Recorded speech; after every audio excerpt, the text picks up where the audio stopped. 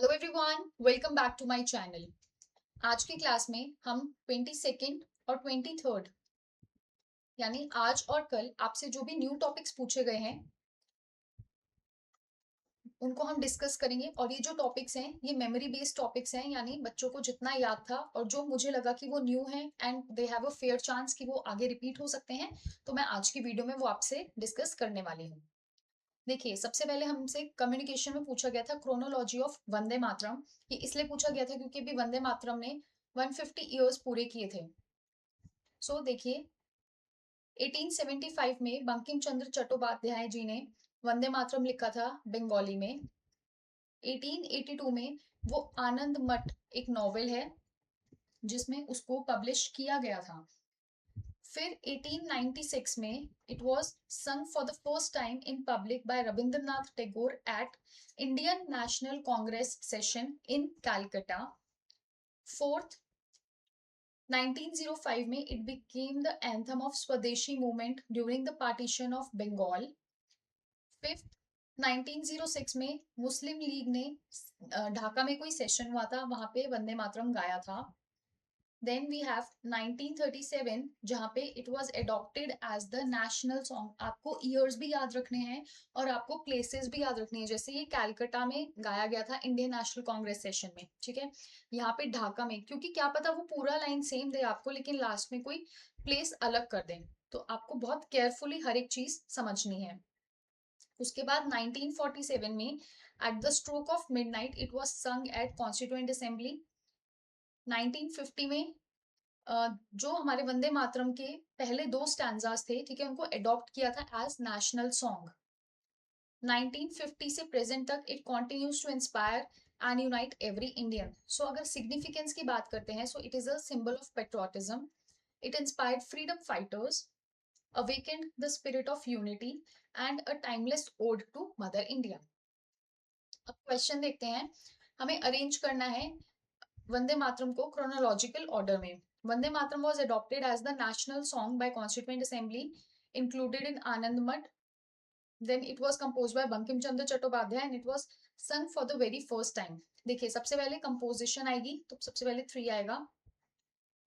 उसके बाद इसको आनंद मठ नॉवेल में इंक्लूड किया गया था।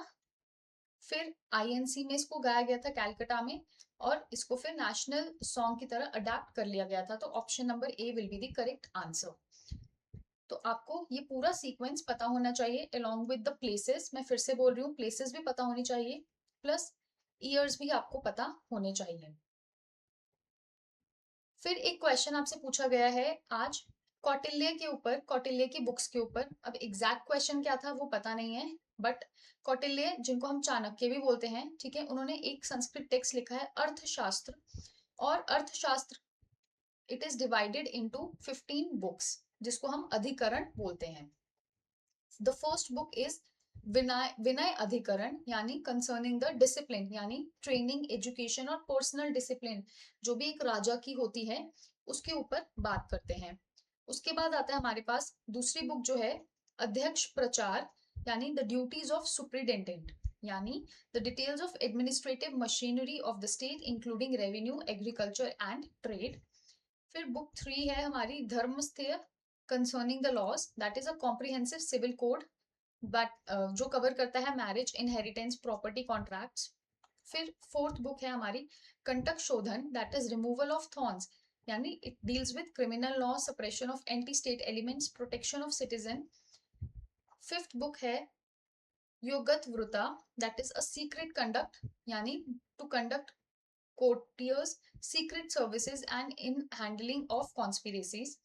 Sixth book, Mandaloini, the source of the circle of kings. It focuses on the qualities of 7 elements. And book 7 is Shadgunyam, that is the 6 measures of foreign policy.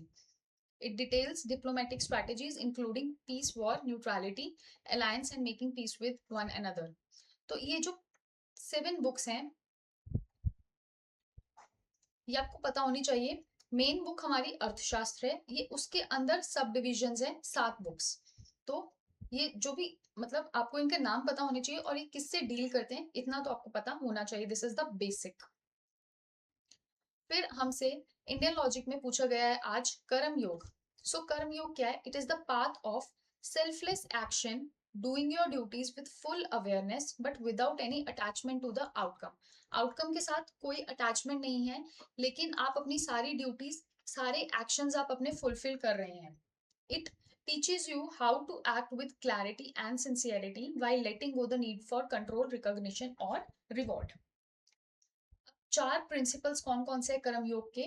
The very first is duty, यानी कि हर इंसान की duties होती है life में। Everybody has a duty in life. Some are due to society और फैमिली, while others are the choices we make. ठीक है, कुछ हमारे पास ड्यूटीज होती हैं सोसाइटी और फैमिली की तरफ से, और कुछ जो चॉइसेस होते हैं वो हम खुद बनाते हैं। जैसे हमें गुड अच्छा बॉस बनना है, एक सपोर्टिव फ्रेंड बनना है। So these are known as dharma, and recognising and ranking them is the की।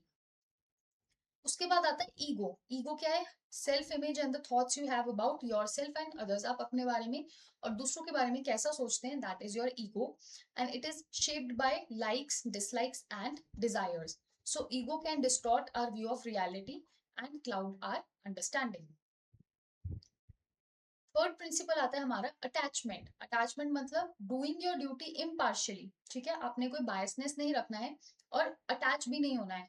आपको ये नहीं सोचना है मैं ऐसा करूंगा तो ये रिवॉर्ड मिलेगा, ये आउटकम आएगा, ऐसा कुछ नहीं सोचना है। इम्पार्शियल होके आपको अपने कर्म, आपको अपनी ड्यूटी करनी है। वेदर यू एंजॉय इट और नॉट, आप अपना 100% उस चीज को देंगे। फिर आता है हमारे पास एक्सपेक्टेशन ऑफ रिवॉर्ड, यानी we often act with expectation. हम कुछ भी करते हैं, हम सोचते हैं कि हमें इन रिटर्न कुछ मिलेगा।